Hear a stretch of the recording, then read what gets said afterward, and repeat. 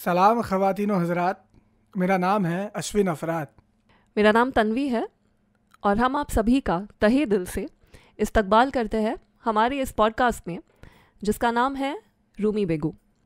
इस पॉडकास्ट के ज़रिए रूमी की दास्तां आपके सामने पेश करने की हम तमन्ना रखते हैं।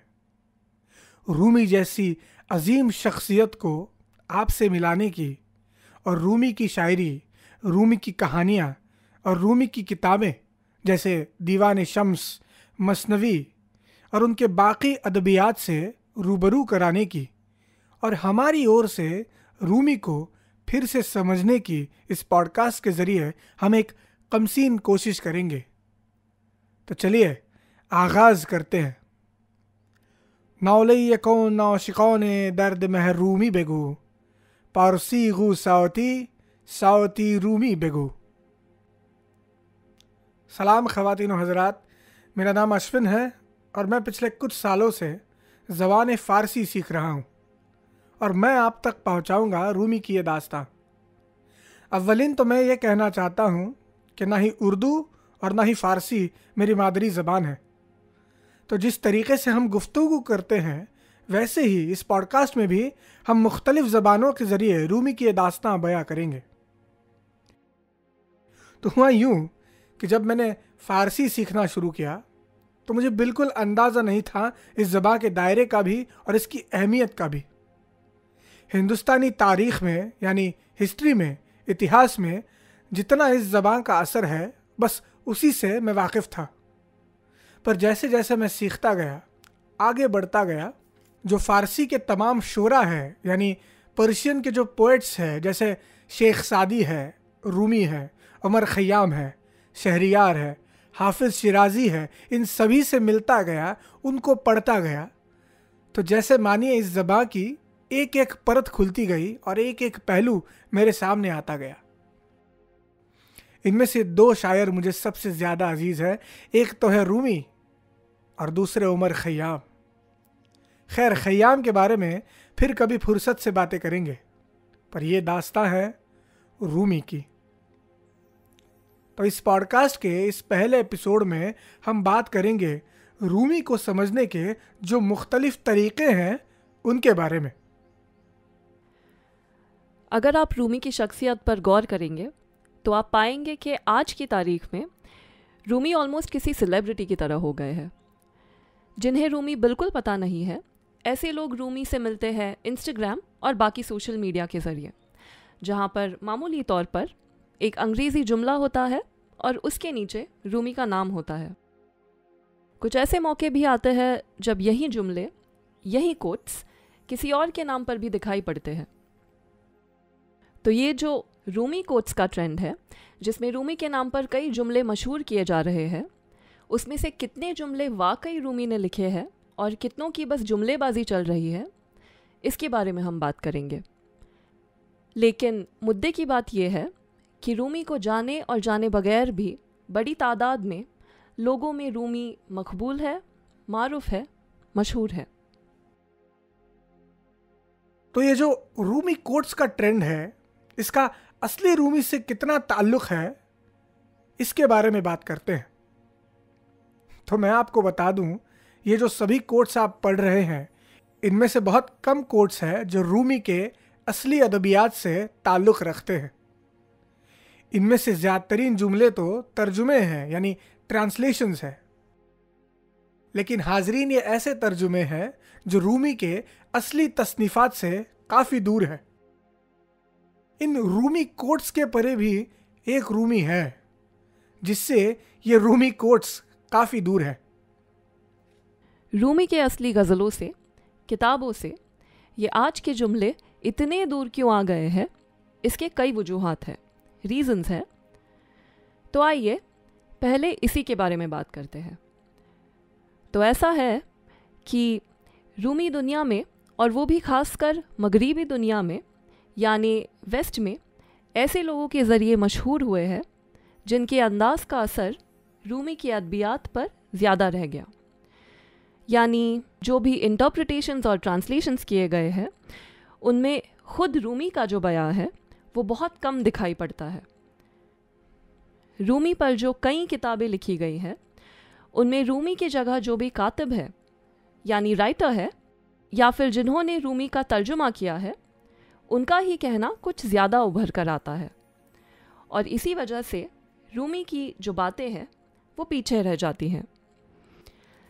इसके बारे में तो आगे भी कई बातें होती रहेंगी, लेकिन ये बताना लाजिम है कि हम रूमी को क्या समझते हैं और हम रूमी की इस दास्तां को आपसे कैसे मिलवाने वाले हैं। मेरे ख्याल से रूमी को हमेशा दो नज़रियों से देखा गया है। एक जो है वो पूरी तरह से है जिसे दीनी या मजहबी कहा जाए वैसे रूमी है, यानी पूरी तरह से जैसे जनरलाइज कर देना कि रूमी ने जो कुछ भी लिखा है वो सिर्फ दीनी ही है, मजहबी ही है, यानी बस मजहब से ताल्लुक़ रखता है। और जो दूसरा नज़रिया है वो यूं है कि जो रूमी को दीन और मजहब से यानी धर्म से और ख़ास तौर पर मजहब इस्लाम से पूरी तरह से जुदा करना चाहता है और रूमी को मजहब इस्लाम से अलग करने की कोशिश में है। ये जो कोशिश है रूमी को एक तरह से बेमजहब करने की, ये मगरिबी आलिम और फाजिल यानी वेस्टर्न स्कॉलर्स ज़्यादा करते हैं। तो ये हो गए दो नज़रिए। एक है रूमी को मज़हब के साथ कबूल करने वाले और दूसरे है रूमी को बेमज़हब करने की कोशिश करने वाले। अब इस पॉडकास्ट में हम किस नज़रिए से रूमी को देखेंगे ये आपको बता दें। मेरे ख्याल से ये जो दोनों नज़रिए हैं ये दोनों ही कजफहम है, क्योंकि ये दोनों नज़रिए रूमी को एक तरीके से महदूद रखते हैं, लिमिटेड रखते हैं। पहले तो रूमी ऐसी शख्सियत है जिन्हें किसी एक कौम में, एक मज़हब में, एक धर्म में बिठाना और कहना कि रूमी सिर्फ एक मज़हब के हैं या फिर रूमी बस एक कौम के हैं, ये बातें रूमी को जैसे एक बक्से में बंद कर रही हैं। और जितना मैं रूमी से मिल चुका हूँ और जितना मैं उनसे आशना हूँ, उतने तजुर्बे से मैं कह सकता हूँ कि रूमी और महदूद ये दो अल्फाज एक जुमले में मैं तो नहीं ले सकता। लेकिन अक्सर ये भी हो जाता है कि रूमी को किसी भी मज़हब से ना जोड़ने की कोशिश में रूमी के ही मज़हब को रद्द कर दिया जाता है, स्किप कर दिया जाता है। तो ये तो हम बिल्कुल नहीं करना चाहते। रूमी के अनगिनत अशआर में, मसनवी के मिसरों में जो कई रेफरेंसेस है या फिर इस्तियार है, उनमें से ज़्यादातरीन रेफरेंसेस इस्लाम से जुड़े हुए हैं, मज़हब से जुड़े हुए हैं। तो बेशक रूमी मुसलमान थे और हम भी उन्हें वैसे ही कबूल करते हैं, और ऐसी कोई वजह है भी नहीं कि रूमी को इस्लाम से अलग करके देखा जाए। तो ये बात समझना लाजिम है कि जैसे रूमी सिर्फ एक मज़हब के नहीं हैं, वैसे ही रूमी की ज़िंदगी से इस्लाम को हटाना भी मुनासिब नहीं है। तो अकीबत रूमी को जैसे है वैसा कबूल करना होगा। चुनिंदा तौर पर चेरी पिकिंग करके रूमी को महदूद रखना मुनासिब ना होगा। तो ऐसा ये रूमी का दायरा है जिसे हम यूनिवर्सल कह सकते हैं। तो ये जो यूनिवर्सल हस्ती है उसे किसी एक बक्से में हम तो बंद नहीं करना चाहते। तो मज़हब ये एक अहम तरीन हिस्सा है रूमी के अदबियात का और ज़िंदगी का भी। मज़हब के बाद आती है रूमी की शायरी। रूमी के शायरी के बारे में भी कई ख्यालात हैं। इनमें भी अलग अलग नुक्ताए नज़र रखने वाले लोग हैं। एक है जिनका कहना है कि रूमी के जो अशआर हैं वो बस खुदा के लिए लिखे गए हैं, या फिर रूमी जो भी कहने की कोशिश कर रहे हैं इन मिसरों में वो बस रब करीम के लिए है और दूसरे किसी के लिए नहीं है। दूसरे हैं जो मानते हैं कि रूमी की शायरी बस शम्स तबरीज़ के लिए लिखी गई है। एक और है जो कहते हैं ये किसी और के लिए ही है। तो ये सवाल कायम है हाजरीन कि रूमी की शायरी आखिर है किसके लिए। मेरे ख्याल से रूमी के गज़ालियात को जो भी हसीन बनाता है उसका ताल्लुक़ ये गज़ल किसके लिए लिखी गई है इससे नहीं है, बल्कि उसमें क्या लिखा है इससे है। एक शायर, और वो भी रूमी जैसा शायर, किस अंदाज से उनके दिल की बात बयां करता है। किस तरह से ये एक शायर एक मौजू अलग अलग तरीके से और एक तरीके से अलग अलग मौजूआत हम तक पहुंचाता है, समझाता है, ये ज़्यादा मायने रखता है।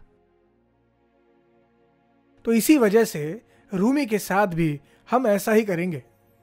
बेशक हम बातें करेंगे और ढूंढने की कोशिश करेंगे कि रूमी की शायरी का, जिसे अंग्रेजी में कहते हैं म्यूज़, कौन है, पर हमेशा याद रखिएगा कि किसके लिए लिखा है, इससे ज़्यादा ज़रूरी है उसमें लिखा क्या है।